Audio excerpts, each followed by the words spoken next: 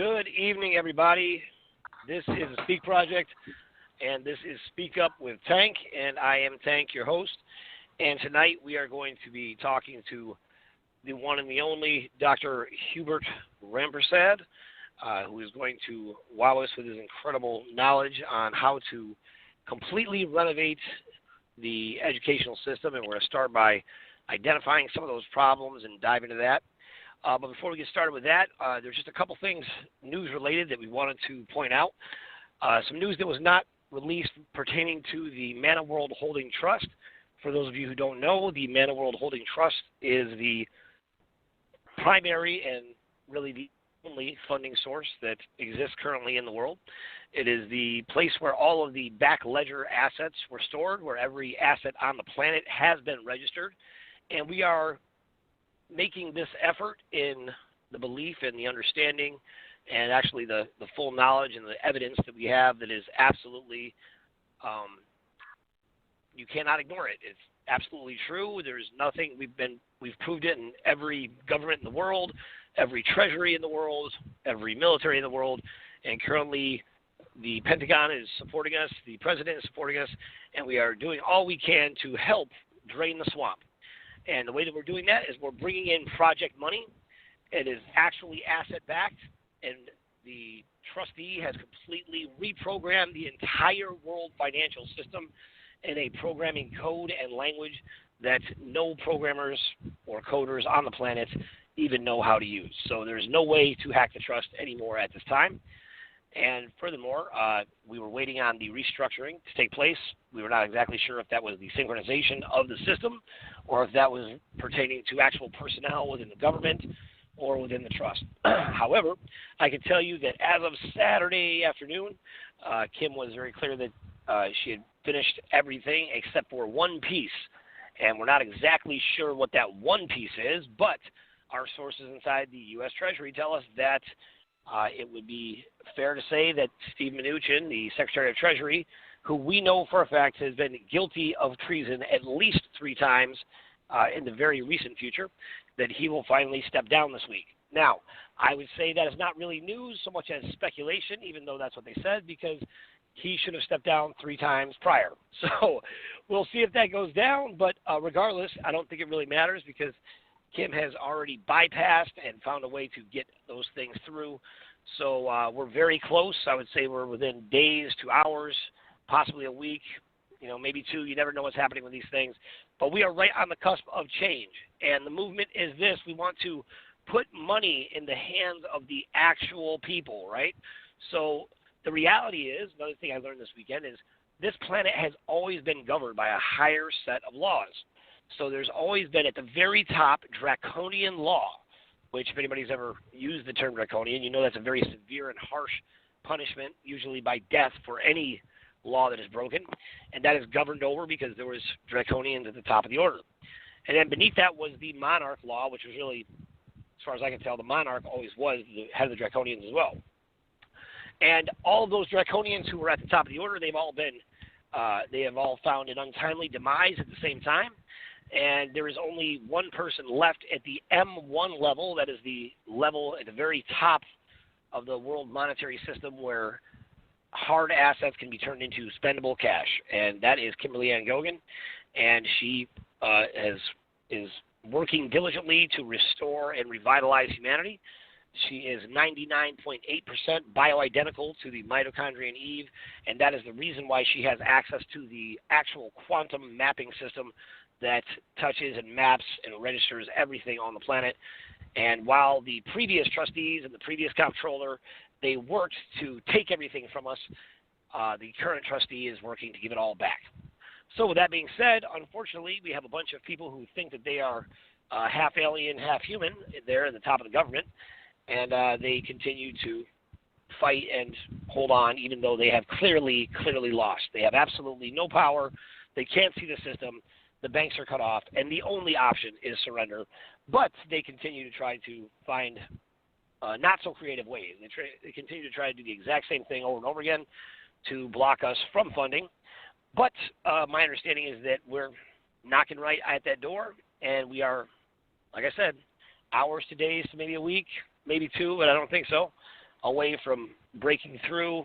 And when that happens, you have these levels of government go from draconian, then you have monarch law, then beneath that you have the Queen's monarch law, and then you have the Queen's royal law. Beneath that, you finally have the governments of the world. So part of the reason why these people are shaking in their boots is because they've put these former draconian, inbred royal bloodline people like Steve Mnuchin and others in that ilk, and they've allowed them to hold positions controlling the financial system. So people like Steve Mnuchin have delusions of grandeur that he controls the world financial system. And to Mr. Mnuchin, I just want to let you know that if you did in fact have control of the system, you'd be able to control the system, but you can't. You can't bring money in. You haven't been able to accomplish your global currency reset, which in fact has been a global reset of depopulation where the population would be reduced by 90% so that they could continue to rule over us and enslave the entire population. So with that in mind, they have used all types of tools, including cultural guidance, which cultural guidance is also could be called social engineering, or it could be called psyops. And anybody who knows anything about intelligence realizes that psychological operations have been used by the CIA, including mind control since, well, for a long, long time, but in recorded history, and you can see this on the CIA library public website, including the MK Ultra programs, as well as records of Nazi scientists using these methods in World War II on the various prisoners of the Holocaust. And then they just, when the war ended, they just brought those scientists over here to the United States, and they just gave them positions of power, like, the head of the AMA, who decided that instead of using cures for cancer that would allow people to live and prosper, they would introduce the long, slow death process, which is then things like radiation, to fuel the medical economy. But at the end of the day, absolutely everything they have done to hold us hostage has been about money, and in reality, nothing is really about money. Money is just like the chains that hold us hostage. Unfortunately, when you are in chains, all you can think about is how do I get these chains off? So that is what this show is about getting those chains off. And we are finally at a place where humanity will actually be able to stand on equal footing. Now, if you just heard the levels of the government that I listed, those are absolute facts. If you're in the know, then you know what I'm saying is true. And at the very bottom there was us. So what they're fighting right now is allowing us, the lowlife peasants, the slaves, to have money, because if we have money, there goes the neighborhood. Because what we'll do is we will be empowered to go and create and do amazing things and cause innovation on a level that will elevate humanity to brand new heights. And that is what is possible, and that is what is absolutely essential. Every single person on the planet is made from the same core substance, and all of us have unlimited potential inside of us. And that is what we are going to talk about today with Dr. Hubert Rampersad. So, Doctor, are you there? Yes, I'm here, Stephen. Thank you for having me in your show. Oh, thank you for coming on. It's an honor. So, Doctor, you have 35 plus published books, correct? Yes, that's correct. Yes, in many languages, and some of them endorsed by Harvard Business School professors, and also from Yale and MIT and London Business School, INSEAD, etc. So, Doctor, we've been talking, you and I, now Dr. Rampersad is working with us at Create Change, and we are actually launching a online university, and we're going to, and he's got a couple different really incredible online universities. And in case anyone has never read it, you could go to KRE, the number 8, the word change.today, and you can see the Green Lantern business theory. Now, Dr. Rampersad caught my attention because in the midst of reading one paper, he went and designed an entire university around it in a matter of a few days. Now, Dr. Rampersad, how are you able to see the value in things to create something so quickly? Tell us about your experience in creating, educational systems. Stephen, I have been struggling in past 30 years in creating a paradigm shift, creating a change globally, what you call social engineering, but in a sustainable way. And I've been struggling with this, developed many concepts, and also universities, businesses, published many books, articles. And when I saw your ID, you asked me to take a look at it, and for me it was a piece of cake because I have already launched for universities. So I developed a complete online platform and a curriculum based on 300 courses and books, all on innovation, management, leadership, ethics, corporate governance, you name it. So it was easy for me to set it up within, let's say, one day. Yeah, yes, indeed. So now, Doctor, you're very well connected with all types of, very impressive, professors and innovative educators. What do you see right now as the biggest need in the educational system across the board? I mean, and I know we're talking about universities, but even before that. Yeah, it's a very good question, Stephen. Thank you so much for challenging me on this.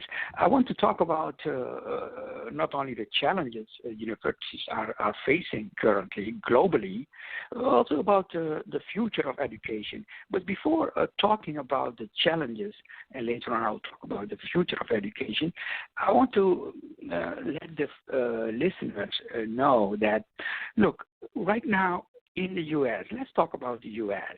We need to compete with the Chinese.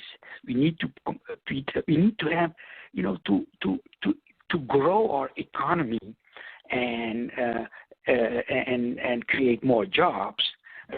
We need to have smart products. We need to develop smart products and services and create markets for that. Now, in order to have smart products and services in the U.S., you need to have smart people, okay? Yes. Innovative people, people with a good mindset. And for that, you need innovative education. Education, you just talked about draining the swamp. The educational system currently in the U.S., but I have seen that also in Europe. I have seen that in the Middle East, in Brazil, in China. The real swamp, draining the swamp, is the education. The education in the U.S. Let's focus on the U.S. The education here in the U.S. is a real swamp. Okay, so we need to change that. Let's talk about the challenges. I will mention 5 challenges now, okay? And then I will focus on the solutions because it's nice to talk about challenges and problems, but let's talk also about the solution, to solve this, because I am dealing with it for almost 30 to 40 years globally, okay?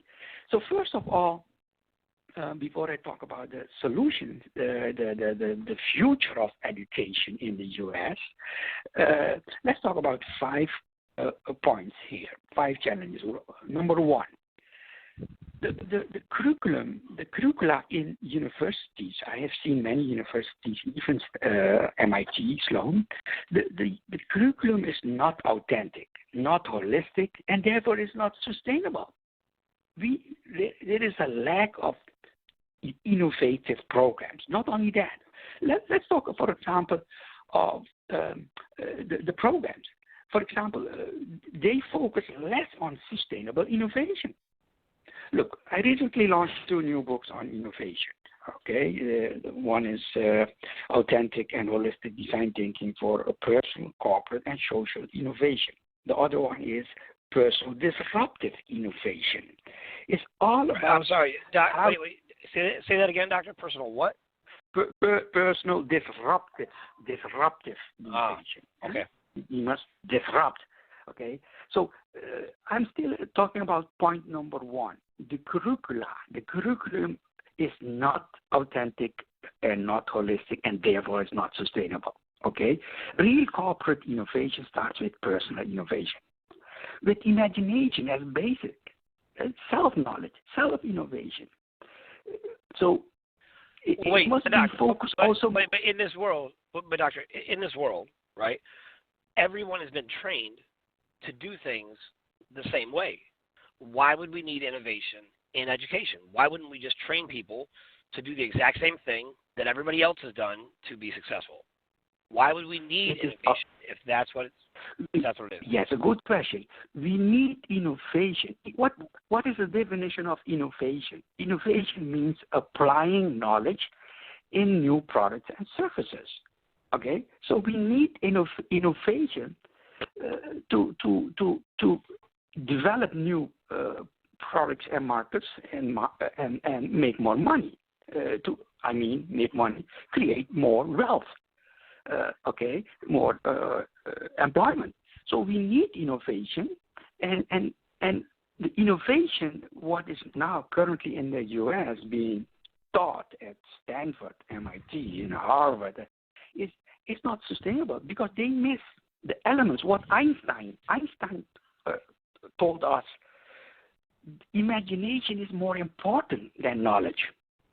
So we are not focusing enough on the right side of your brain. The right side of your brain is focused on innovation and emotions, and the left side is on figures. Accountants are bookkeepers. So we need to balance both, and that is what is missing currently. What I have seen is missing at many universities, many colleges in the U.S. Okay, but also I've seen that in other countries. Okay, so Doc. Point number one. Before you go any further, because I want to let's talk about this for a second. Because the first thing is, I agree with you totally. We need more innovation, but you know why I think it lacks is the very reason you just said was the purpose, to build more wealth. That's the problem. Everybody thinks that the reason why we work is to make money. But in reality, there's plenty of money. In reality, there really is plenty of money. We just haven't had access to it. There's plenty of money. So what if we measured our success by different metrics?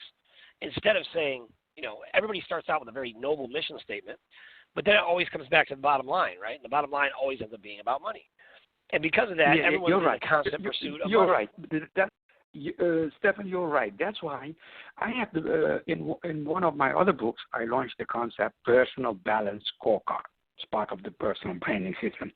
And that is how you manage your life like a business. And you have 4 perspectives, 4 areas of success. Okay? The basic one is, the lowest one is financial, not financial, and then you have knowledge and learning, innovation, learning, and then you have your relationship with family, friends, customers, external, and then you have internal. And internal is the highest. Internal means your health, but also happiness.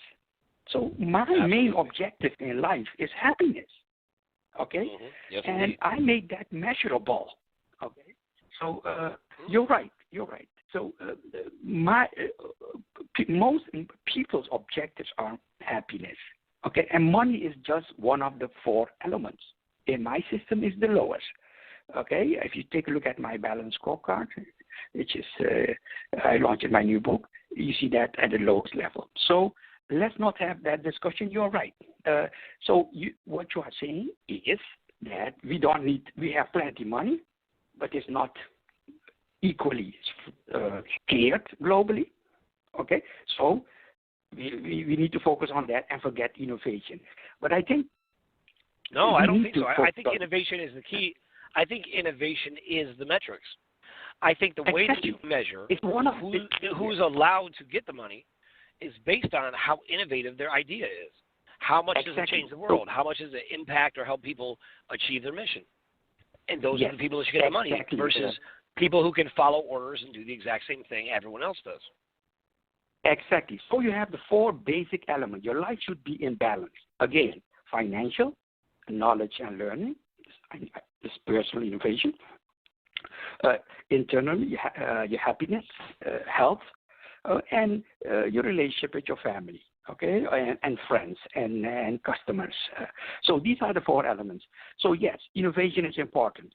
So let's continue with my points about the challenges universities and colleges are facing right now. Number 2 is, again, the curricula, the programs are not well balanced. So programs are needs to be related also to personal innovation, corporate innovation, social innovation, personal integrity, ethics, sustainable governance. All these things are missing in the programs in a well-balanced way. That is number 2. That's what I have seen. Okay, we are talking about how to enhance. What are the challenges currently in the educational system in the U.S.? Okay, number 1 is the curriculum is not really. It's not sustainable, it's not holistic, and also it's not well balanced. Some essential programs are missing. Also, we focus less on physics and science and technology, leadership, innovative entrepreneurship. These are all very important courses, programs that is not well. It's not getting enough attention in universities and colleges. Look how many companies in the U.S. are poorly managed and becoming bankrupt. The productivity is low. I'm talking about the labor productivity, poor leadership, unethical behavior. All these things. These are the missing links currently. Also in innovation, in education. The other thing is also what I have seen at many universities is the professors are too much focused on theory and less on application of the theory. So they are most professors are more left-brainers. We need more right-brain professors, especially professors whose left and right brain are well balanced. So that's the 3rd point I want to mention because it's very important. The success of a student depends also on the behavior and the knowledge and of the professor. Point number 4. Sustainable change management programs are also lacking in most universities and colleges. I told you already, if you want to be successful as a country, you need to have more innovative companies, smarter programs, also like artificial intelligence is right now very hot. We need to focus also on that. But without human skills, human development, artificial intelligence will not be successful. So these are also some points I will discuss. Hopefully we have time later. So sustainable change management. And number 5, we need to focus also on innovative humanitarian programs. And that's why I'm very happy that your university, the Green Lantern University, has focused on many programs that is holistic, and they are developed to create sustainable global change. Because look, if you want to help the world,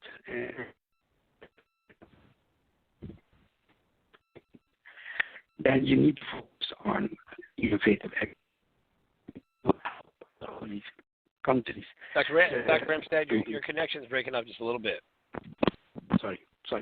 So the humanitarian programs that must also focus on innovative education, because if you want to help poor countries to develop, the most sustainable way to help them develop is via education, innovative education, not by giving them money or food.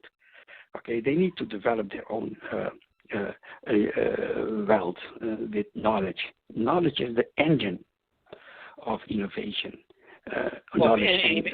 Even with, I would say, purpose, right? Because, what happens all the time in these educational systems, everyone is trying to survive. So, they don't have a chance to really tap into what their life's purpose is, because their life's purpose becomes staying alive. Yes, trying to get enough food to survive, trying to get water to survive. All these things that are to be quite honest, part of the reason why the best way, in my opinion, Doc, to combine I don't like the term humanitarian. I don't know if you know this, but humanitarian actually goes back to the law of war, and it's only in effect, really, humanitarian means is what is acceptable treatment of human beings during times of war. That's what it means to be humanitarian. So, I'm trying to coin the phrase human empowerment, right? Because where we're at is a time where we need to empower people to be innovative, to be themselves, to, express themselves with all their individual uniqueness and still be okay with it. I really am a believer that it is our differences that unite us, not the other way around. Whereas what we're being fed by the cultural guidance is our differences are what, should divide us, right? Yeah, but empowerment of the society starts with self-empowerment. If you want to change the society, it starts with yourself. So, and that is what I mean with authenticity, okay, and holistic approach. But you need to have a total approach. That means you need to start from the beginning, and that is self-empowerment, self-knowledge, self-learning. All learning start with self-learning. All innovation start with self-innovation. So if you talk about social innovation, your term social engineering, you need to start with create an environment, a culture of trust, a culture of real learning, and that is what I am focusing on, and I have been focusing on in the past 30 years to help individuals, help companies, help the society to change, to improve. And yes, they can. We can create a change of engagement, a culture of love and integrity. And that is my focus. We need to drain the swamp, and the whole society currently is a swamp. It is not only Washington is a swamp. The whole educational system is a swamp, and also look, the society. We need to create an environment where people are also ethical, and that's my other book, Authentic Governance, where I have developed a concept of sustainable good governance, corporate governance. So I want to mention a quote of Plato in 340 before Christ. He said, "Good people do not need laws to tell them to act responsibly, right, while bad people will find a way around the laws." And if you take a look right now at all the largest companies in the world, in the U.S., they all have nice laws in place for good governance. And nobody's using these laws. They are finding a way around the laws of good governance. But still, you see that the big law firms and the big four accountancy firms are making billions on these programs. So my wish is to create an environment in the whole society and in companies of engagement, integrity, but also employee alignment. Okay, so and all with knowledge, innovation, and technology. So that is the focus of also my new books. So let's now talk about how I see the future of education. Okay, so you just spoke about online university. Green Lantern is an online university. I have developed 4 online universities. I see that in the near future, you will have more online universities than face-to-face on-campus universities. Right now, in many countries, almost 80% in Europe and also in Africa, I've seen that in Ghana, almost 80% of the students are online students. They don't waste time in classrooms anymore and in the traffic. And by the way, you learn more on online instead of face-to-face because you can choose your own time when you attend online classes. And the professors will give you more attention. Actually, you don't need any professor anymore. For example, I'll give you a nice example. I have developed an online platform, Moodle. And in that online platform, it's an integrated platform. And the Green Lantern University has it also. We have about 300 books, syllabi, video, handout. It's a complete community. So students are learning themselves. It's self-learning. You don't need a professor anymore because all these books are in the system. Okay, so that is one point. I see that in the future we will have more online education, more online universities and colleges and schools than at the moment. And by the way, why can't education not be free of charge? Why there are so many students in Africa, for example, they don't have money to study. So why don't we create online university? That's my dream. I want to create 50 online universities globally where students can study free of charge. It's a self-learning Moodle online platform. It's all the books, syllabi, videos, handouts, everything. So that is a future I foresee within 10 years. Okay, so we need to create more opportunities for students to study free of charge. Okay, and also wait. So let me just challenge you respectfully on this. Okay, here would be my argument. The first reason is because the educational system and the publishing companies and the people who create the books, they're lying. That's why. That's the real reason why we can't just do it that way. But the reason why because they want to make money. Well, exactly, and that is the problem. There's nothing wrong with making money. The problem is the intent of what we're doing should not be to make money, because money should just be available. We should have ways where, which is what we're doing, right? Like, in my organization, we're authorized to distribute funds around the world, various projects with people set up all over the world, and it's grant money, right? So we're not looking to make a profit off people, right? But the problem is that people are so focused on money that you'll have a group of high school students. I remember this about 8 years ago. 8 years ago, there was a nursing shortage, right? So they told all the high school girls, right, mainly, that, they needed nurses. So all the girls, it must have been 80% of the students went to college to be nurses. 4 years later, 5 years later, whatever it was, they're nurses. And you know what happens? There's too many nurses. There's no jobs. So the problem is that we're allowing them to dictate, and by them, I mean you have an elite group that literally plans this out and says this is what's going to happen so that they can manage the various medical economies. Medical economy, the industrial economy, it doesn't matter what it is. It's all designed not to make us wealthy. So even in this, we pursue money just to have a regular quality of life. It's not like, these programs generally don't lead to big amounts of wealth unless all you do is pursue money, and you're exceptional at it, right?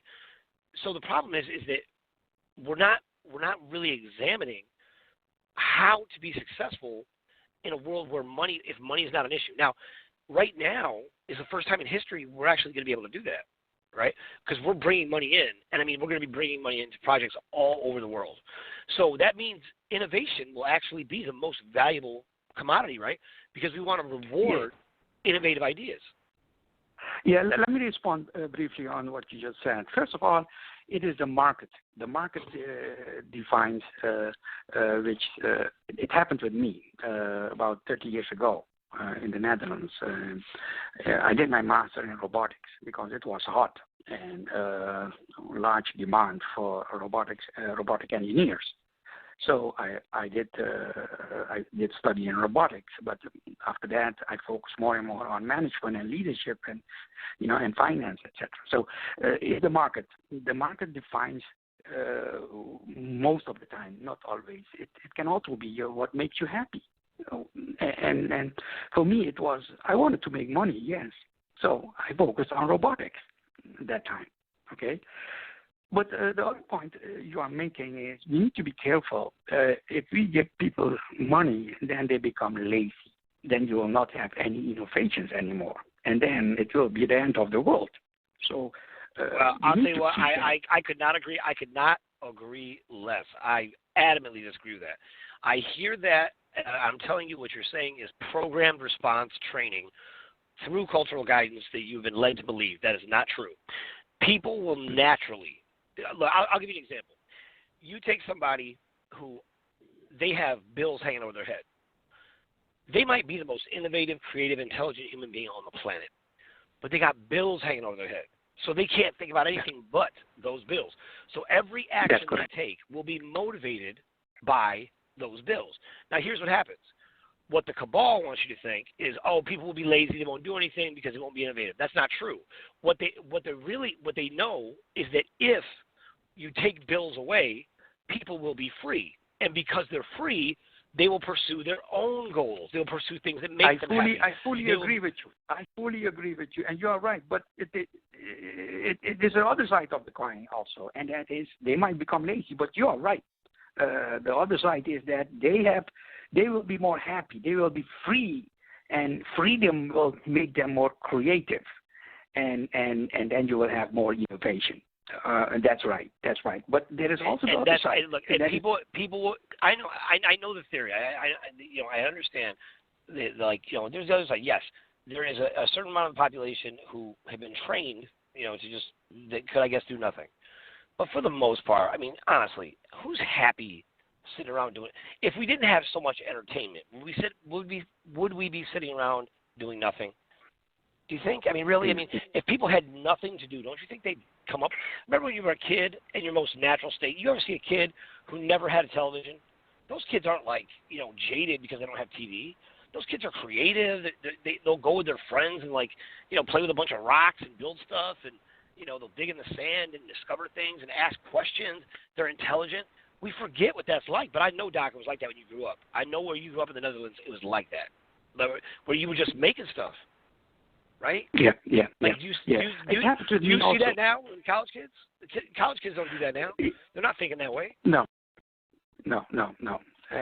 And many students, they have financial problems, and financial aid is not enough, and that means they have to take 2 or 3 jobs, And I've seen also many Latinos and African Americans here in Miami area, South Florida, that they need to have 2 or 3 jobs to finance their education, study in the evenings and working at daytime. So if they would have more money, yes, then it would be more easy to study faster and have maybe a PhD instead of only a bachelor or master. Okay, so let's go back to the future of education. Again, point number 1, I think we will have more online and integrated online platforms. We'll have, I think, more sustainable, innovative programs, and we need to work also with smarter professors, well-balanced left and right brains, okay? Because remember, innovative education starts with innovative professors, okay? And I remember what happened a few weeks ago. We must have more ethical admission process. Not like what happened with the Asian students at Harvard and with rich parents in California. They did what they did with the admission of their children at Stanford. So we need to focus also on that topic. And last but not least, what is bothering me in the educational system, not only here in the U.S. but also in Europe and Asia. Why is a bachelor 4 years? Why could it be 3 or 4 years? Why not 1 year or 2 years? I did my Ph.D. the fastest and the best cum laude in the Netherlands. It was 1 year. And look what I've done globally. So the study, the duration of the study, bachelor, master, PhD should be reduced with 50% at least. Okay, and that is possible. Listen, Stefan, it is possible if you coach the students to redesign their life. They need to redesign themselves first and become more innovative and creative and spiritual. In this way, they will be more motivated, smarter, and studying with more joy and faster. And that happened. That did happen with me. Okay, so these are the points which I want to bring forward in this show. The problems I've seen, I see in universities and colleges globally, the challenges, and also what I foresee in the very near future. The future of education will be more online, and I hope that that will result in a better share, better what you call a change in society, an innovative, ethical society, and that is what we need.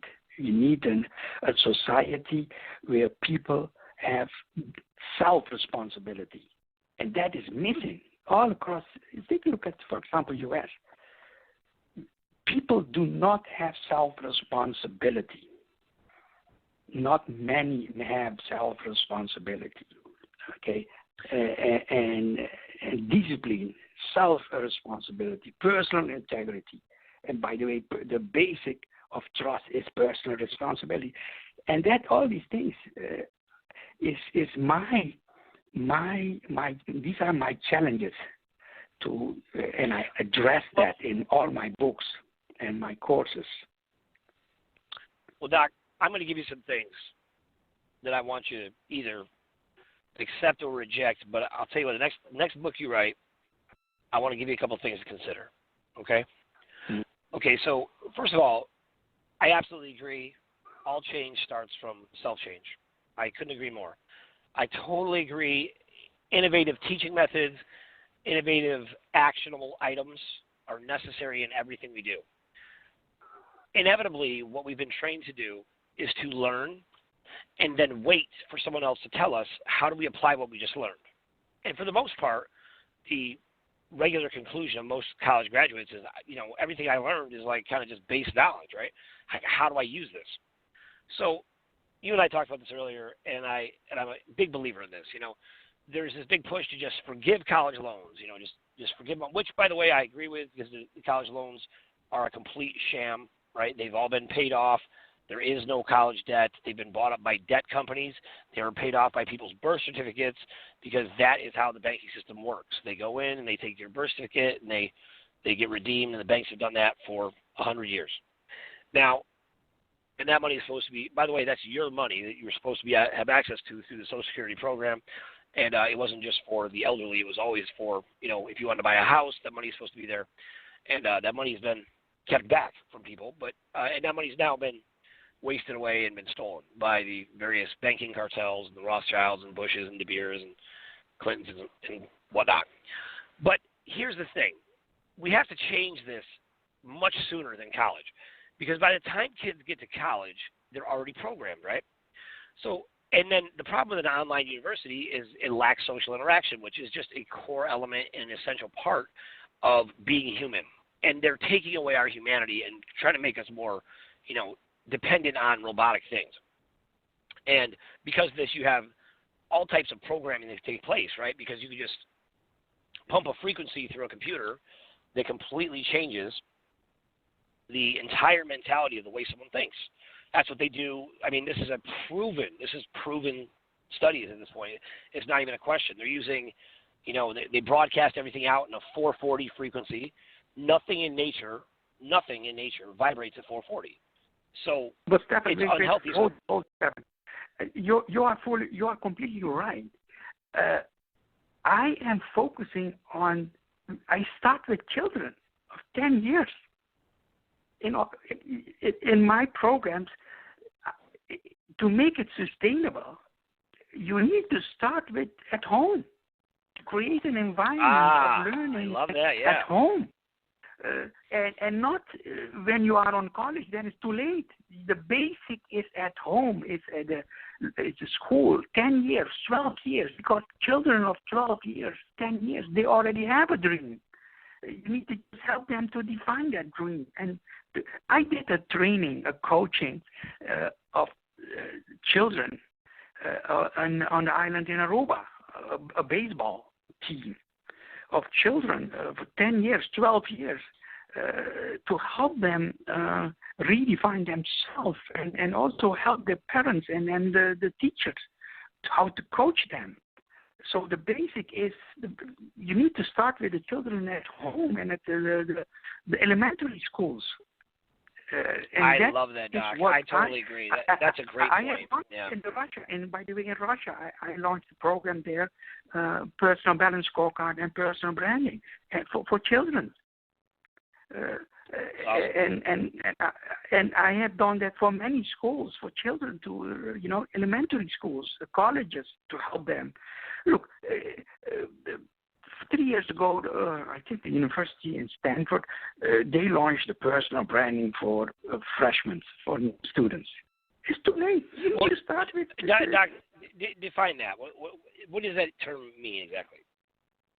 What, personal branding? Yeah, like what do you mean by personal branding? Especially when you're talking about kids. Yes. Personal branding is nothing else than everybody is a brand. Coca-Cola is a brand, but you are also a brand. You need to be aware of yourself. Who are you? What is your dream? What do you want with your life? What makes you happy? Is it money? Is it wealth? Is it fame? Is it your ego? So you need to define that. You need to write it down. And then for children, I help them to identify that. I help people, executives also, to write it down, and to translate that in metrics and to manage yourself based on that, which I call the personal balance scorecard. That is, I have written almost 5 books on this. But you are right.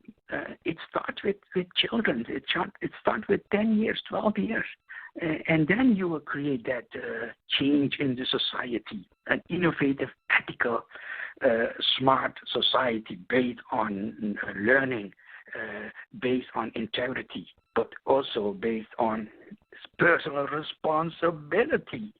You understand? So Absolutely. That's why I'm talking about the holistic and authentic approach. Authentic means real. Okay, it starts from with your values, with your dreams. And to make that concrete, we are not responsible. We don't feel responsible of our own life. In globally, I've seen that in many courses I delivered in Brazil, Russia, Saudi Arabia, Holland, Germany, France, China. It's savior syndrome. It's savior syndrome. Everybody's waiting for someone to come and save them versus taking responsibility. But that is self-responsibility. You just mentioned, we learn at school about certain topics, theory, but we are afraid to apply it. We don't apply it until somebody will tell us, hey, you need to apply that. So that is personal responsibility. Okay. But the structure, right? So the structure of the schooling system, at least here in the United States, and I can't speak to other countries, but they're training kids to basically, like the way it was back in the day, they're training them to work in the Ford factories, so to speak, right? Now they're training our kids to work in databases. So basically they're training them to sit all day, look at, my sons, I have 12-year-old boys, and they don't have books at all. They have an iPad. And if their iPad dies or they don't have an internet connection, they can't do their homework. And matter of fact, and then they bog them down with just nonsensical work. They don't have the natural kinesthetic connection to it. That is what I meant in my introduction. We need to focus at least 50% on emotional intelligence. And that is lacking globally. That is lacking at schools. We focus on how to use computers, how to program a computer, how to work with laptop and iPads and that kind of thing.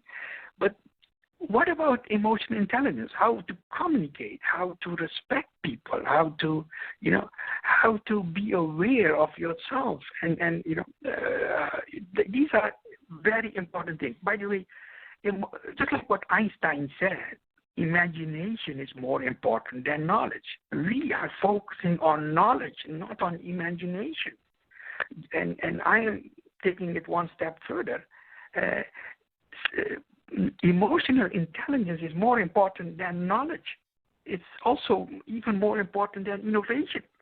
So these are the topics, these are the elements in my book, and I made that concrete with models. In my system, it is a process. It's an engineering process, a learning process, how to make it measurable, how to make it concrete. And in that way, it will be more sustainable.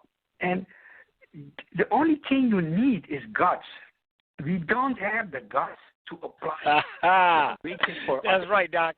It comes down to guts. That's right. Hey, Doc, let me ask you this. You know the book by Alfie Kahn, Punished by Rewards? You ever read that book? No. He talks about this concept that, we as human beings, we're innately motivated to learn, right? It's just what we would do, right? If you didn't, if we were just by ourselves, we would just be in a constant state of learning. We would just always desire to learn and to know more, right? It's the innate desire to do so. And then what happens is we start, getting kids to school, we start giving them grades. Then we start giving them stars on their paper, and then, smiley faces, and then grades, and then later on, we bribe them with money, and then they go to school, and there's all these incentives, right? So everything now becomes not about learning. It becomes all about what I can get for learning better than someone else, right? So let me ask you this. Now, my belief is this, that we should focus the younger years especially, but, pretty much I think this should be a mainstay throughout education, is teaching kids how to develop their own ability to learn in whatever way is healthiest for them. So what do you think on that younger level? What would that look like? Because we have to retrain parents too, right? Stephen is a very important point you just mentioned. Let me go back to my own life, because all my books are based on my own life. The reason why I studied fastest and the best in the Netherlands, is bachelor, master, Ph.D, cum laude, etc., is because I learned how to learn. I knew exactly how to learn. Learning was for me that. And if your passion is aligned with your dreams, then you will become in flow. And flow means you will be in a state of happiness, engagement, and you don't need to prepare yourself. Everything will be automatically good. You will get insights. You will get new ideas, and that happened with me. So I am teaching. I'm not teaching anybody, but I'm sharing my ideas with children and adults, how to make learning a passion and a pleasure, and a process in which learning results in happiness and flow and engagement. That is the concept, the books I have written about, and that is what you are talking about. I fully agree with you. You are right. You are fully right. Starting with children, also the process of learning, self-learning. I told you in the beginning, all learning starts with self-learning. All knowledge starts with self-knowledge. All innovation starts with self-innovation. That is the beginning. That's why I mentioned authenticity. That's why I mentioned holistic approach. And look, let me give you an example. I was also a lecturer at the Erasmus University in Rotterdam about 30 years ago. And there were also the two other professors there. I was a teacher, a lecturer. and we taught the course together, the course on logistics in the Erasmus University's management MBA. And all of the two other professors were focusing on nice drawings, figures, formula. But I started and focus on their own life, how to learn, how to define happiness, how to make it concrete, how to enjoy learning and make it a passion. And that's why I was selected by the 500 students as the best lecturer in this field. So, and I have seen that in also in many countries, that if you start with creating motivation for learning, and they know the process of how to learn, you can do all studies. You can become accountants, you can be a pilot, as long as you know how to study, and if it is, if you make that a passion, if that is your passion, you will realize that, and especially if that is aligned with your dreams, a big dream. Just like what Donald Trump told me. He sent me a picture when I sent him my book about authentic personal branding for real estate agents. He sent me a picture with a handwritten note and a signature. To Hubert, always think big. and that is what I have been doing in the past 40 years, 50 years, is thinking big, have a authentic dream, and follow my passion. If you follow your passion, you work hard, you believe in yourself, you are personal endeavor, and then you will realize your dreams sooner or later. That is my advice also for the listeners. You can reach everything as long as you are passionate. Don't settle. Sorry? I agree. I agree.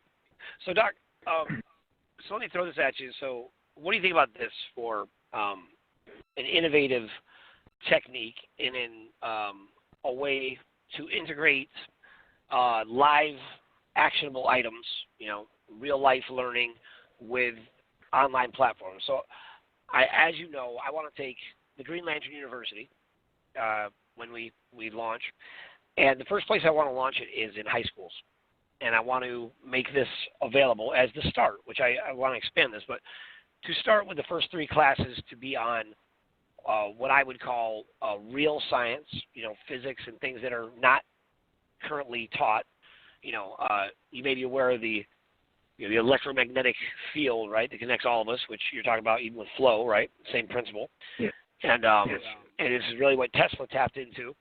And, there was a device they used back in the, I think it was the early 1900s, and they tried to test to see if the electromagnetic field was real, right? What we just call the field.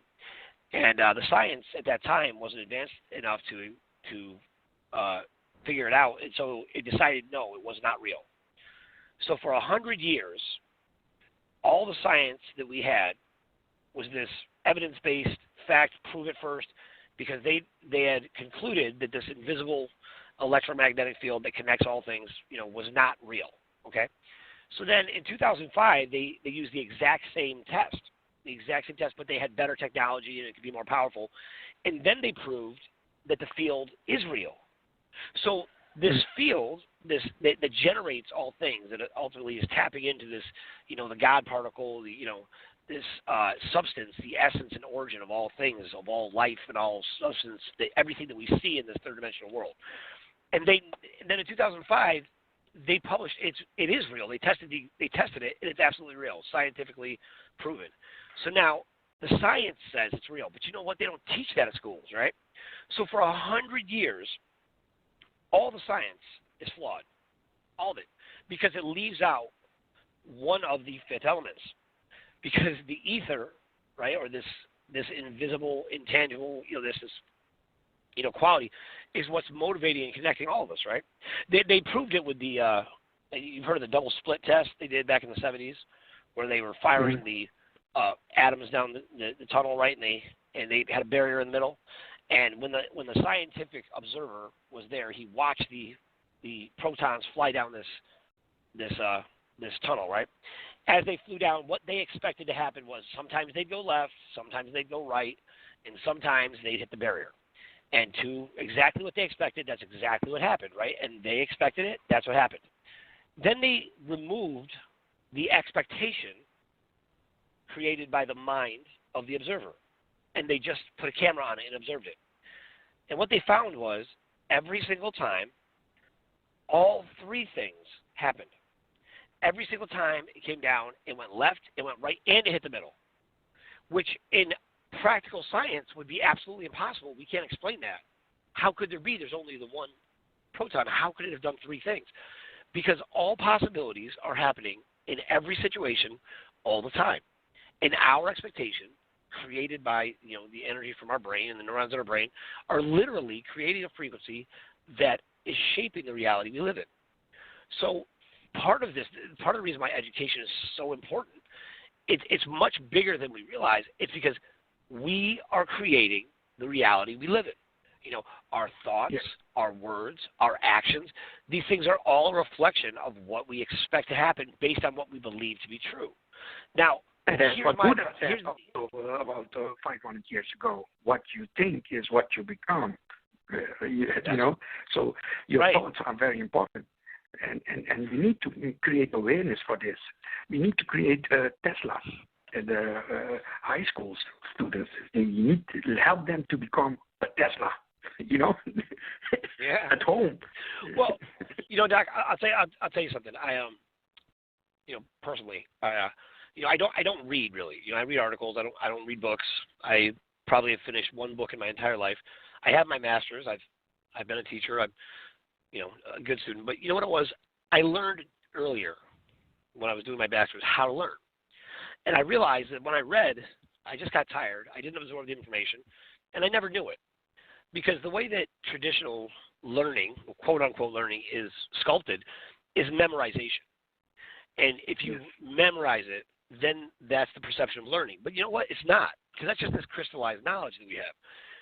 But back now this is still being practiced right now in India, and anybody out there, you can do a great search on this, because these kids in India, they're training them with, traditional, I'm not even sure if it's, Ayurvedic or what it is exactly that they're using, but this goes all the way back to before India was colonized by Britain, or what Britain called it was the civilization of India, right? So what happened was one of these generals went into India, and he went all over the land of India, and India was so prosperous. Everyone was happy. Everyone had what they need. They lived in beautiful homes. They were connected to the land and to each other. And you know what? There wasn't even a need for money. There wasn't a need for trade. There wasn't a need for all that. They existed in harmony with the planet and with each other and with themselves. Now, in that, the British came in, and they're like, he went all around. He said, they have no need for anything we have to offer. So what we need to do is civilize them, right? So yeah, but you are talking exactly what I said in the beginning. Is that holistic, authentic approach? It's a spiritual process. We need to create awareness for self-awareness, for spirituality at the children at young age, at colleges, at high schools. Then you will create later on an environment of real learning and personal responsibility and ethics and empathy. Because in my new book, I'm talking about authentic and holistic design thinking for personal, corporate, and social innovation. It's all about, empathic design. Look, Stanford right now, they have a very nice program about empathic design. Empathic. Like empathy. Okay. Yeah, I want to make sure I understand. Empathy. Correct. Okay. Yep. Okay. So look, Stanford I has agree. a nice program on design thinking, but they forget the people. They forget the spirituality. They forget the holistic approach. Alignment with yourself means also personal integrity. Alignment with your company, with your team means engagement. So there is a lot to do. I agree with you. And yes, you spoke about flow and electromagnetic fields and spirituality. Is all what is needed. We need that urgently at school, in education, and in an early stage. And I fully agree with you. You're right. And that is what okay. So now, Doc, your university needs to do. Now here's the challenge. Now you just described a lot of things, right?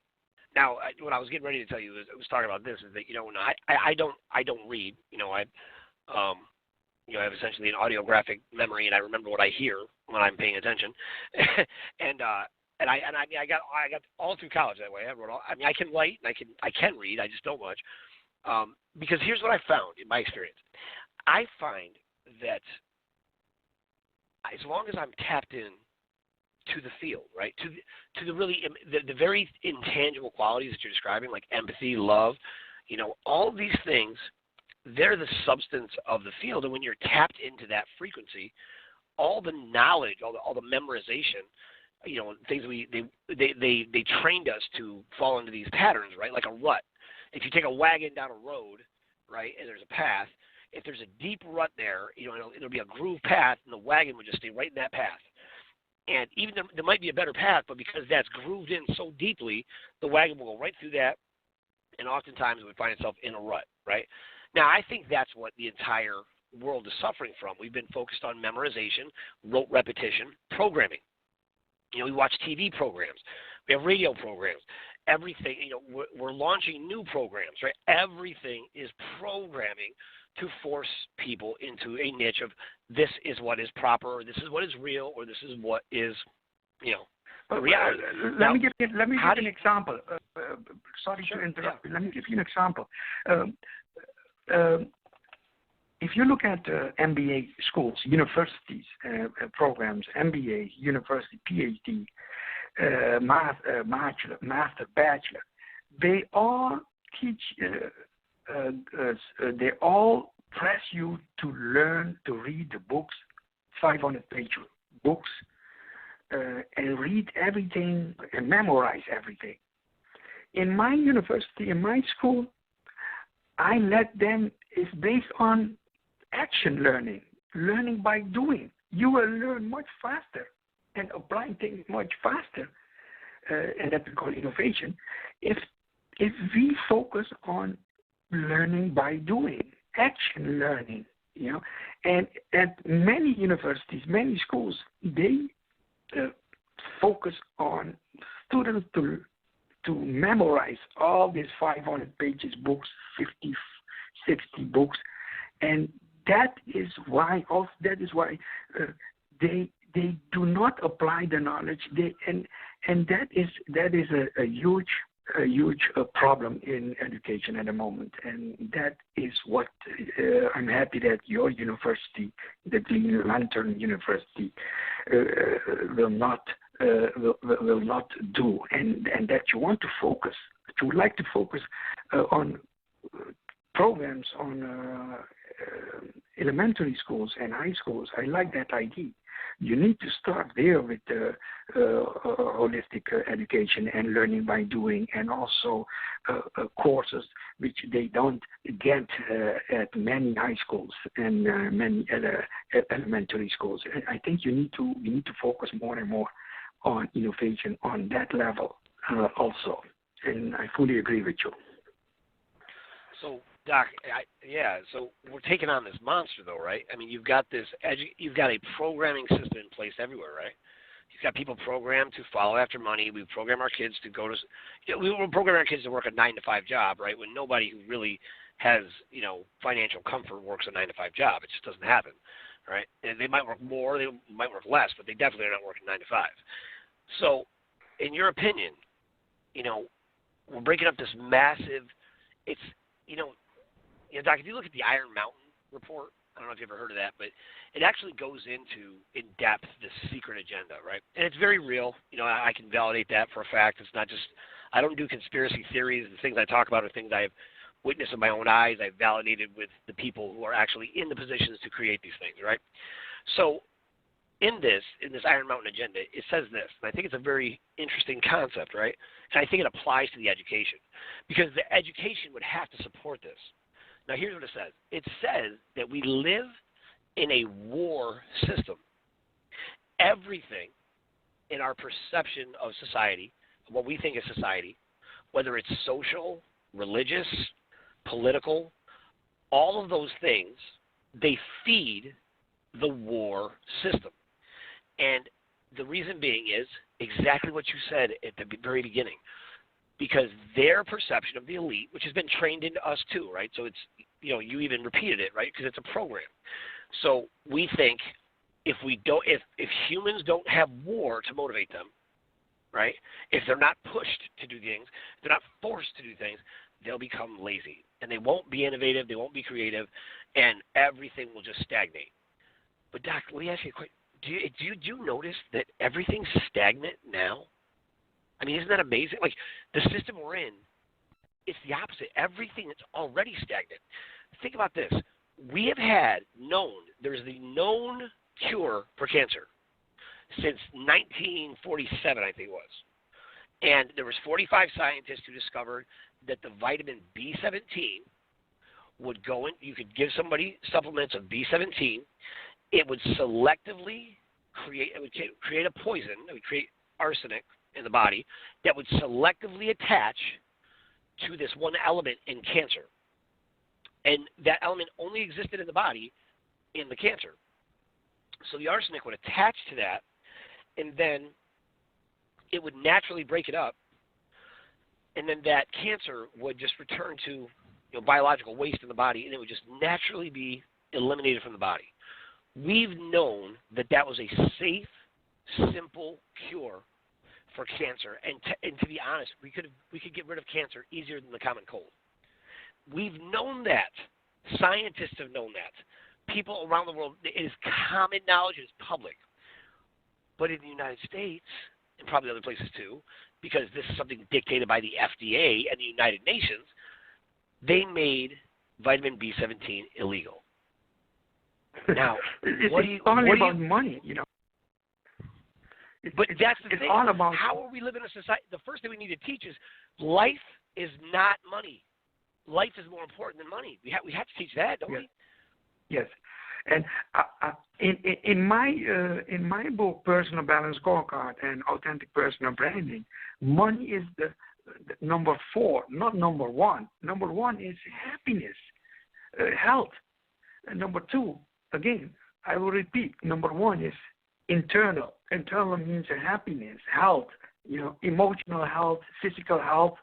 Number 2, that is your relationship with others, your family, friends, colleagues, customers. And then you have innovation, knowledge and learning. And then you have financial. And your life should be in balance. So financially, it should never be number 1. It should not be, because otherwise it is not sustainable. So your life should be in balance. All these 4 elements must be in balance. But the first thing is, yes, life is happiness, spirituality, engagement, So I agree with you. And the same thing, not only with cancer. What about energy? Get rid of gasoline. Many years ago, how many people have developed energy based on water, and so it just it is being sabotaged because of money. Hey Doc, let me ask you this question: What do you think about this? Now, in my closed network, my closer groups, let's say I have right now about roughly 1,000 projects. 1,000 projects. Now, in those projects, I have inventors who have created free energy devices that have actually taken Tesla's principles and actually advanced them. Where you can just literally take a box and bury it in the Sahara Desert, and it will create enough energy to power a city, right? I have in my immediate network the creation of a device that was tested in Texas in a massive warehouse. 'Cause Texas everything's bigger in Texas, right? So there's a big warehouse, and they pumped this warehouse, filled it full of all types of toxins, right? That if a human being would have walked into the warehouse, they would have died instantly, right? And it was so toxic, and they had this device, it's an air purification device in that warehouse. And in 15 minutes, that device purified every toxin in the air and actually returned the air to a higher quality than what it was before it was in there. Now, in my immediate network, I have atmospheric water generators and a whole group, by the way, that Tesla used to be a part of, they're a group of Christians, and they have carried forward the inventions and the technology of Tesla, and Tesla was at one point a member of this group. And they've been targeted many times, right? And they're told that they're going to be funded, and then they're not, right? The big game they like to play. Now, in this, they have an atmospheric water generator that will produce 20,000 gallons of water out of the atmosphere. It will just pull it out of the air, tapping into the ether, combining it with oxygen and hydrogen somehow, and just creating water, right? And in this, they tell me that you could put it anywhere. You could put this in the middle of Arizona or in the middle of Africa, and just 20,000 gallons of water where you have people dying, right, of these things. There's no fresh water. But we can make fresh water out of the air. Now, wait. In my I'm just saying, in my little network, we have biodomes from Cure for Hunger that is from the Skunk Works technology, so it's been kept secret from us for years, like 50 years, that literally you can take the dome, it runs on Tesla's energy, it abstracts fresh drinking water from the air, and it will create a completely sterile environment, so there's absolutely no need for pesticides, so it makes completely organic fruits and vegetables. One dome takes up about an acre of land, and it will produce enough fruits and vegetables to feed 50,000 people. Okay, but what is your point? But I think your point is my point is this. But so much in the education innovation. No. But here's all these things are incredibly innovative ideas that have been suppressed. So here's the other problem with education, right? We could talk about innovation inside of a system that's broken, but if we don't change the system, the education doesn't matter because it's not real. Because we can't keep teaching science and everything else. That is exactly what I told you. If companies are being managed in an unethical way by poor leadership and destroying companies, you can use innovation what you want, but it will never be effective. And that is about 80% of companies in America are being managed ineffectively. Well, in the world, and that's why you see that's why you see that the Chinese are beating the Americans, because America is great with innovation, right? But the managing the companies based on ethical leadership and empowerment and is lacking. That's why you see that the effectiveness of innovation in America is lower than in China. Okay, so it is. That's why I told you in the beginning we need a holistic and authentic approach. Corporate America right now, there is almost $900 billion US losses annually in corporate America because of disengagement and poor leadership, unethical poor leadership, and nobody's talking about that. So there are so many things are going wrong. There is a culture of fear. Where there is fear and distrust, there is no learning, and that is happening right now in the U.S. and nobody's talking about that. We always say, that's a power statement you just made. I just want to visit what you just say. Where there is fear and distrust, there is no leadership. There is no innovation. That is because there is no learning. All you can do is be afraid. There's no learning. And in America, there is a culture of hire and fire. The human resource department is focused on hiring and firing and salary system, but they don't focus on happiness and engagement of employees. Again, corporate America is losing $900 billion annually because of these issues, disengagement, and loss, poor leadership, less performance. That is what we need to focus. We can change that. We can create more wealth. We can create more jobs. We can create a better society if we focus also on that, the right side of your brain. And if we would focus also on a climate, a culture of personal integrity, personal self-responsibility. And that is what my book is all about. That is what I'm focusing on. I have focused in the past 40 years.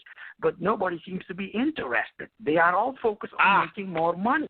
Money, fast as possible. So Doc, this is what I wanted you to get to. So here is my theory that is fact. I'm sorry, it's just true. But the real enemy is not the corporate oligarchs and the bureaucrats and the politicians. It's not greedy people or matter of fact, it's not. It is ignorance on some level, but the enemy that will destroy humanity is apathy. It's indifference. It's that they don't realize, or we don't realize, the importance of what is happened to us. We don't realize how damaging all the things I just told you, every one of those things I just mentioned, those technologies have been around for 20, 30, 40, 50, 100 years. So it is ignorance. We call this ignorance. Okay? Yeah, to ignore. Yeah. Greediness, ignorance, stupidity, ego, big ego. That is destroying humanity.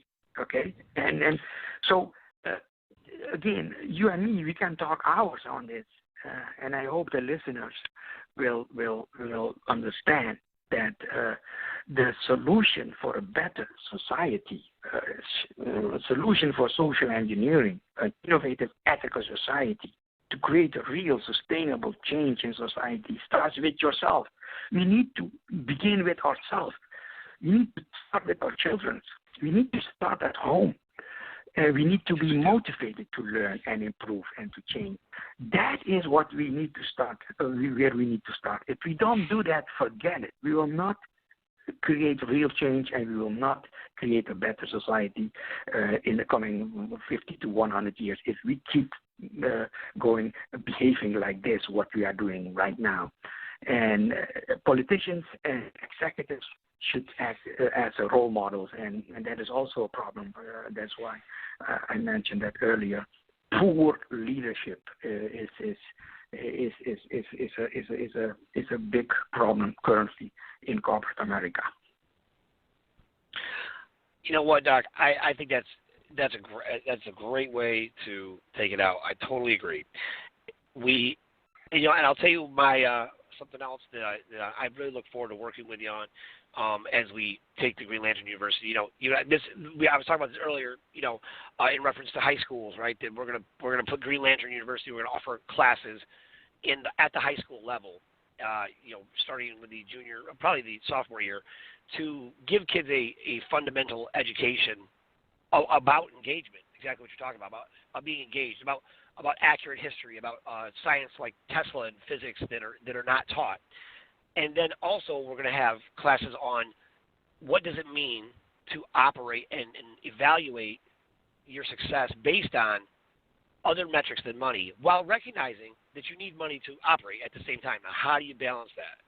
And then what we're going to do is we're going to have these kids in the school, and we're going to have 5 classes. And the last 2 classes, on the 4th class, they're going to create and identify a need. They're going to go do a needs assessment in their community, and they're going to identify what is a problem that they can fix, right, if they had money, right, because money was the only obstacle. And then their very last class, we are going to fund the project they identify, whether that's repairing a bridge or painting a church or whatever it is that they identify will make their neighborhood, their community better. We're going to fund that project for them. We're going to let them run the project. We're going to have a real project manager work with them. They're in this as his last project, and they're going to actually go to work, right? Actually go work with their hands. And for every kid that finishes that project, we will pay for them to go to college. Stephen, this is brilliant. And let me tell you, 50% is already finished of that curriculum, of that program. And the remaining 50%, you and I need to sit down, and we can finish that in 3 months. So let's say in 3 months, and including the whole online system, we should not focus only on face-to-face education on campus, also online. What about the students in Africa, in India, in Bangladesh? Also, Absolutely. So I fully agree with you. It must be learning by doing, practical and holistic. Also based on spirituality also, and so we will focus on the left side and the right side of your brain so that it is holistic. I fully agree with you, and I like this idea. We can start next week because 50% is already finished. So the only thing is the finance. So if we have that ready, we can shoot and also get the whole program accredited, Absolutely. So it's up. It's a very good idea, a noble idea. Tank, this is Gunner. I'm sorry to jump in here. We've got a couple of callers online as soon as you're ready to take some calls, okay? All right, no problem. Hey, Doc, you want to answer some questions? Yes, Go ahead, fine. Gunner. Great. You ready for one? I'll Yep, bring go it ahead. on. Yes. Okay. Okay. Please, let's see, 111, or it looks like it's an online caller. You're on the air with Tank and Dr. Rampersad. All right, can you hear us? Hello? Yes. Oh, yes. good. Hello? Hello? Hey, do you heard have a man. question? Go ahead. What is the question? Probably the CIA. It's probably just the CIA. That's what we're talking about. Guys, you listen to me every day. It's fine. You guys, you listen to my calls. You listen to the radio show. I appreciate that you're here. Hopefully, you realize the corrupt, things going on, and I hope you guys are making better decisions about your life and trying to help out. Go ahead. Okay. Just a reminder, any callers, you need to make sure and listen on your phone. Don't listen through, your computer or through your app on your phone, because that's a delayed broadcast. So please make sure that you're listening through your phone that you call in on. All right, I'm going to move on to the next caller. Okay. Okay. All right. Hi, caller 215. You're on the air. Can you hear us? Yeah. I was just listening to the man talking about self-sustainability. Yes, sir. And the other gentleman stating some facts about things that are going on here in America. If I could bring it down a little bit, this is all a pimp game. It's a pimp and a whore game. It's a mental game. It's about mind control. Anytime you think money is going to be the solution to your problem, anytime you think gold is going to be the solution to your problem, because money and gold don't taste good, and they don't really nourish your body in order to survive. So, having the ability to maneuver in a system that uses money, that uses gold, has its benefits, because I feel as though that these things are just temporary, because, I don't need all of these other things to get by.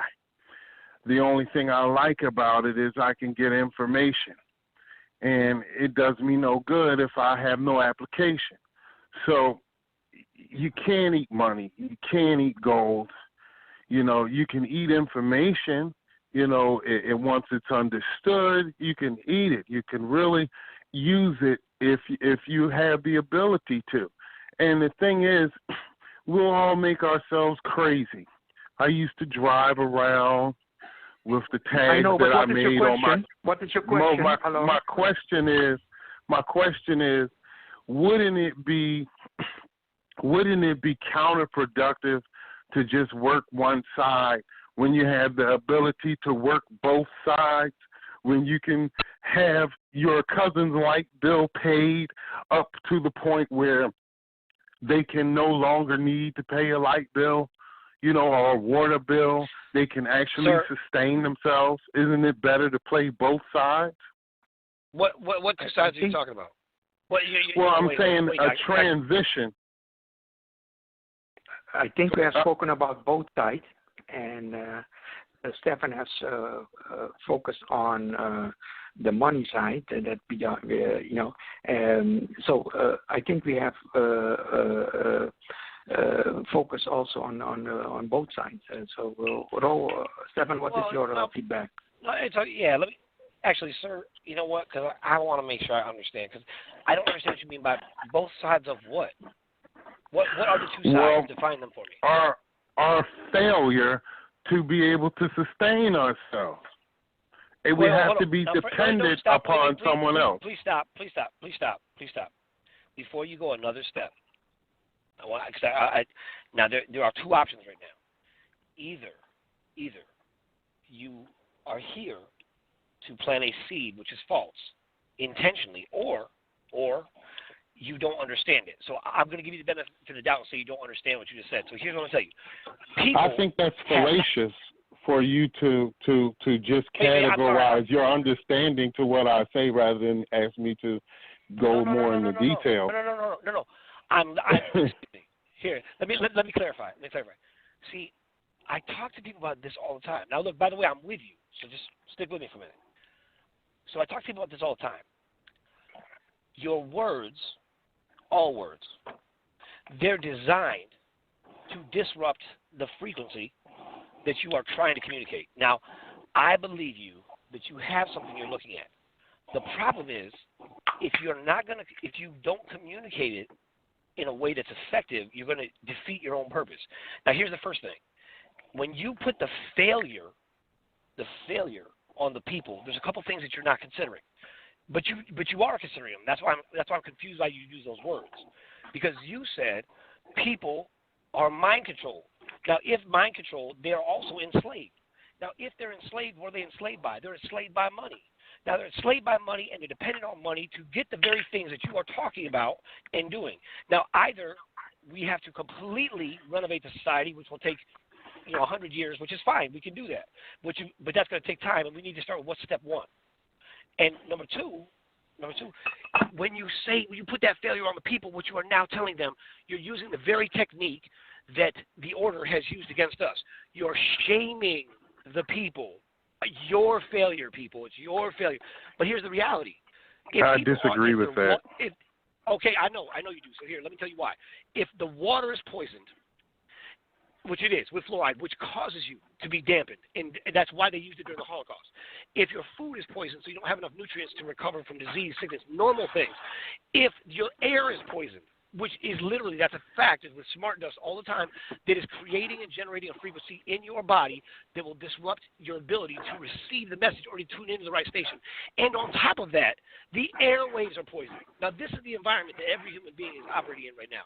Now, from that place, you have a massive mind-controlled group of zombified human beings. And some people, like yourself, have woke up surrounded by zombies. And here's what happens. Our first instinct is to put that on other people. You just need to take responsibility for one individual self. But here's the problem. They're being programmed. It's not one-time programming. It's nonstop, repetitive, all day long from everything around you. By the time each individual catches on to what you're talking about, the world will have destroyed itself. So now, that's my standpoint. Now, go ahead and you can disagree, sir. Well, I mean, it's not really good to assign, to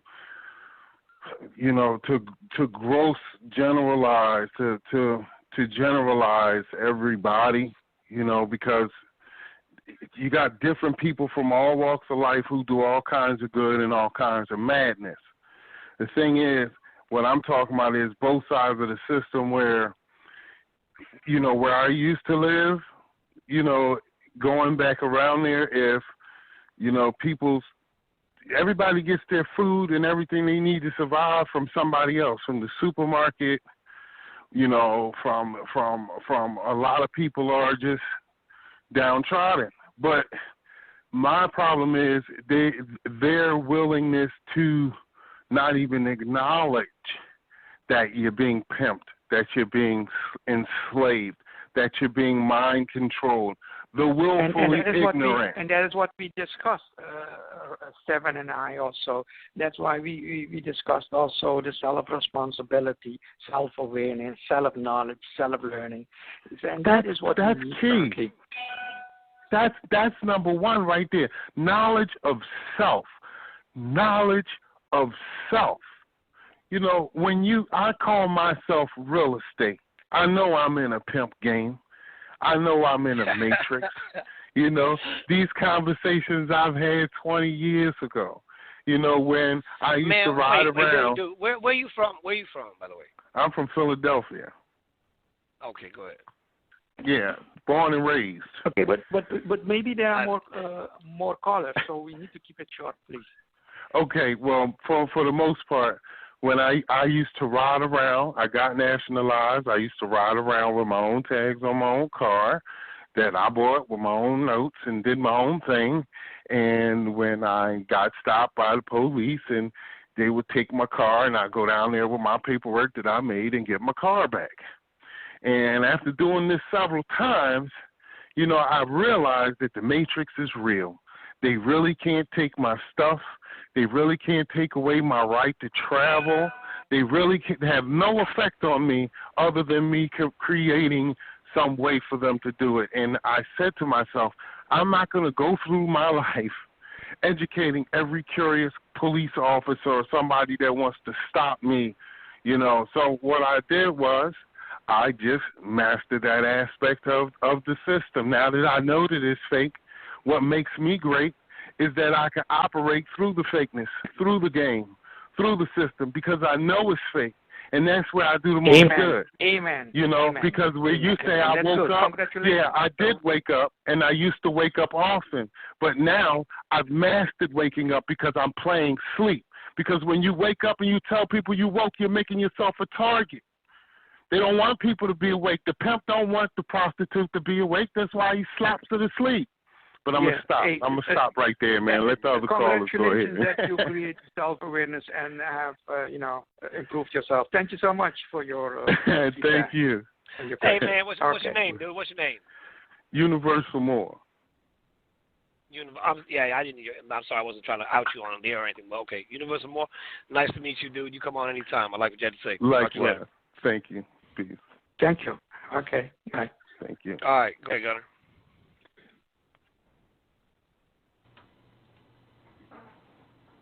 Okay, we have another caller online. 919, go ahead. You're on the air with Tank and Dr. Rampersad. 919, are you there? Hello?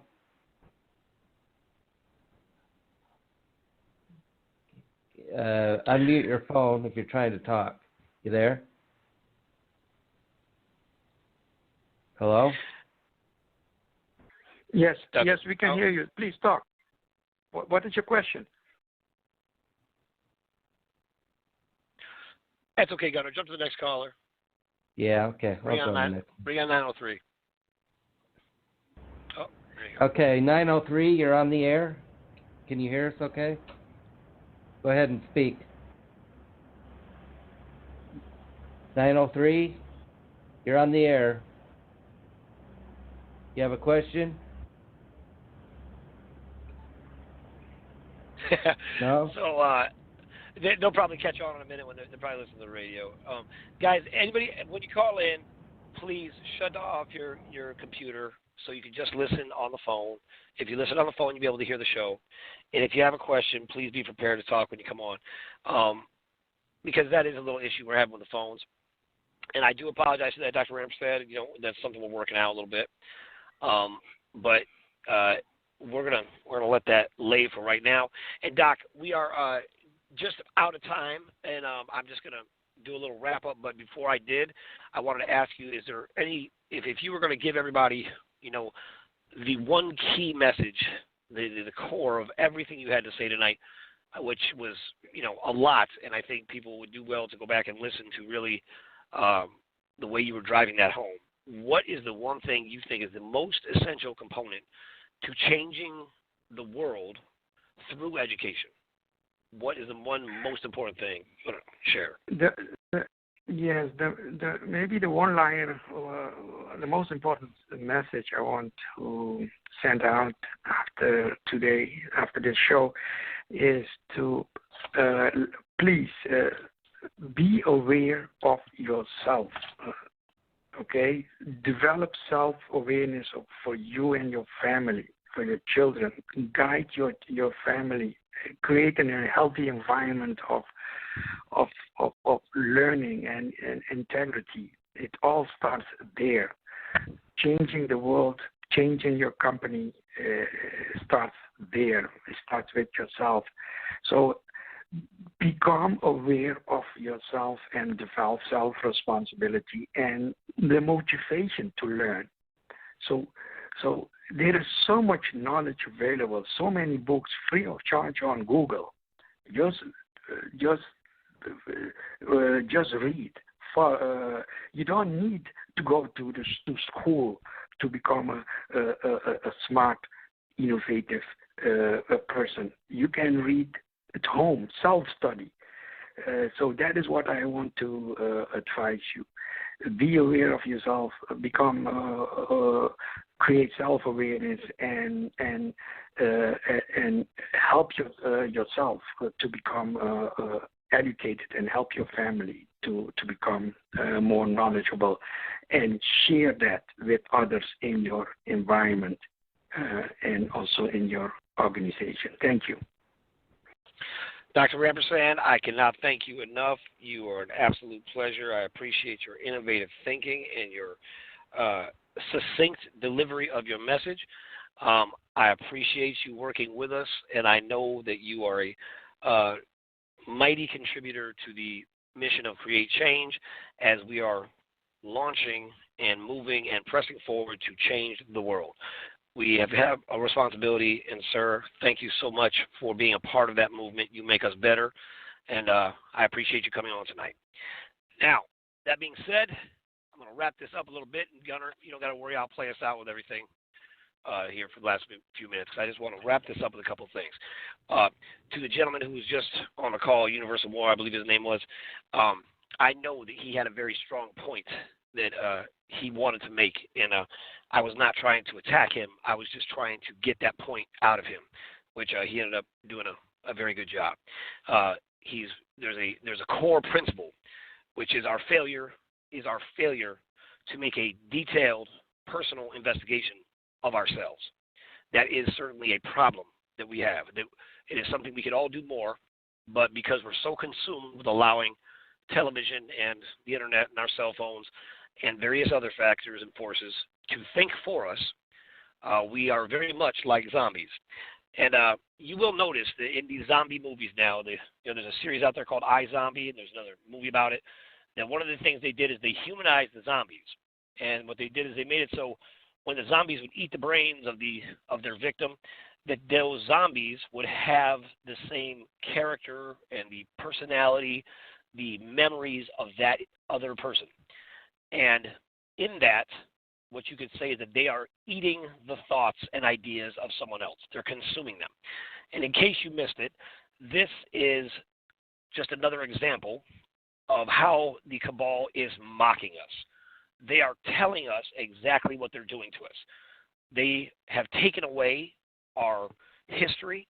They have lied to us about it. It was a planned attack by the CIA. It's known and it's public that they have run mind control programs. It's on the CIA website, in the CIA library, which is a great resource. The only problem is the more you search it, the quicker they take it down. It happens all the time. But you can go to the CIA library and you can research UFOs, and you will find out that there is ample proof from from thousands of reports from pilots, we know that UFOs are here on the planet. And I can tell you it's much deeper than that. There, you can go in and you can research the shadow government, and you will see, without question, there has been a shadow government operating right here in the United States for, right about 100 years almost. You've had, and really always, but it's reported in there. There are witnesses to MK Ultra, mind control, and all of these things that we think are just, the Manchurian Candidate, all these different things that we think are just what they make movies about. But in reality, the movies are telling us in a lot of ways what's really happening. As a matter of fact, there are some who have reported to me with a very good knowledge on this that movies like Stargate are actually historical documentaries. They're actually telling things that are absolutely real. Now, that's very hard for us to wrap our minds around because we have these absolute truths that we are holding on to, that we refuse to allow things like that into our consciousness, into our field.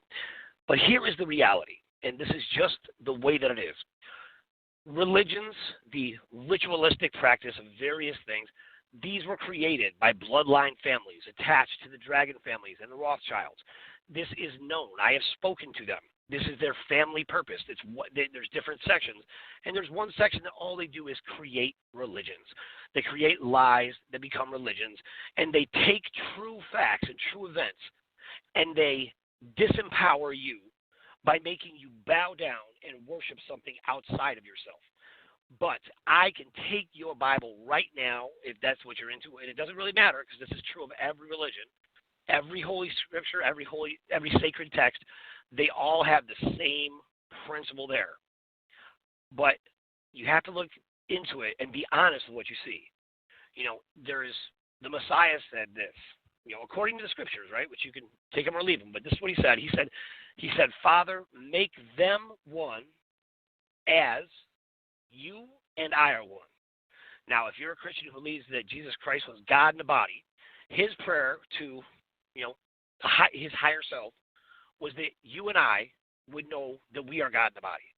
And that is one of the most people will I have lost friends, I have angered family by saying things like that, but I didn't say it. So please don't get mad at me. That's what your Bible said.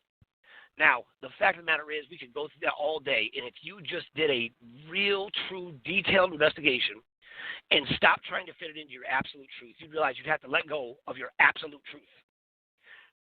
And the more we let go of our absolute truth, the more we let go of everything we think we know, if we would just realize that by sitting around and waiting for something outside of ourselves to save us, we are giving away all of our power to someone else, to something else.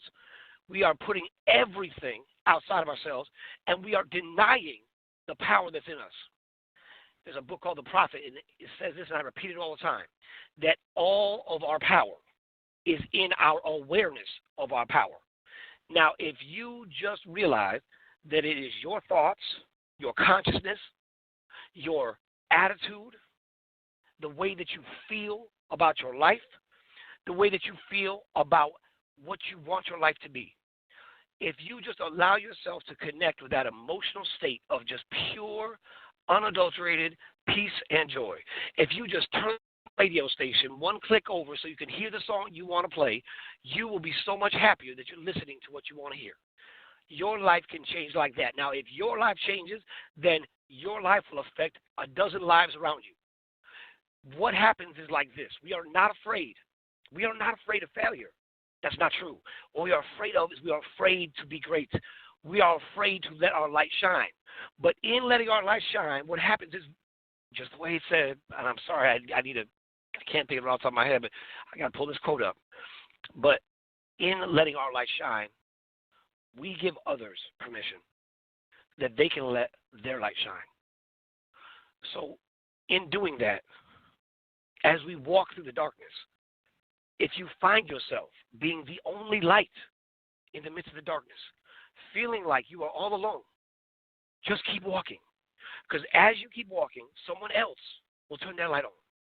And when you see that light, walk towards them. And then stay together. And then keep walking. And the more you walk and the more you see, you'll see more lights and you'll draw more lights. And the more you shine your light, others, you'll realize there's all these people with light all around you that's been buried. And the more that light shines, the more we expose what's really happening. And when we do expose what's happening in the light, there's going to be a time where it's ugly. There's going to be a time where all the lights are on. You're like, oh my gosh, no wonder we should have stayed in the dark. It's a mess here. It's a train wreck. That's a reality. So prepare yourself. Don't be persuaded by that. Don't be discouraged by that. As a matter of fact, think about it like this. If everything around us is damaged, if everything's broken, that means that we have a blank palette that we can turn into anything we want. You can make your life anything you want. You can be anything you want to be. And all that comes to just realizing how powerful you already are. Now, when it comes to this massive changes, there's many things we're changing. We have projects all over the world, and you know what? We're gonna change the way people eat. We're gonna change the way that people get. We're gonna make sure people get fresh drinking water. And look, I know most of us, or a lot of us, we're so worried about those in Ethiopia and other places like that we believe in our mind are so much worse off than we are. The reality is, you right here in the United States, your water is poisoned every single day. They're putting fluoride in your water, which shortens your telomeres, which causes plaque buildup in your body, causes cardiovascular disease, causes cancer. It blocks your pineal gland. It's forcing you to be less creative, and it's causing apathy everywhere. The enemy is not something outside of ourselves. It is our own apathy. You have the innate ability to break all those things up if you just know they're there.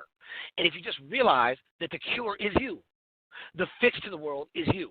The difference is you. So it's you. You're the difference. You are what saves the world.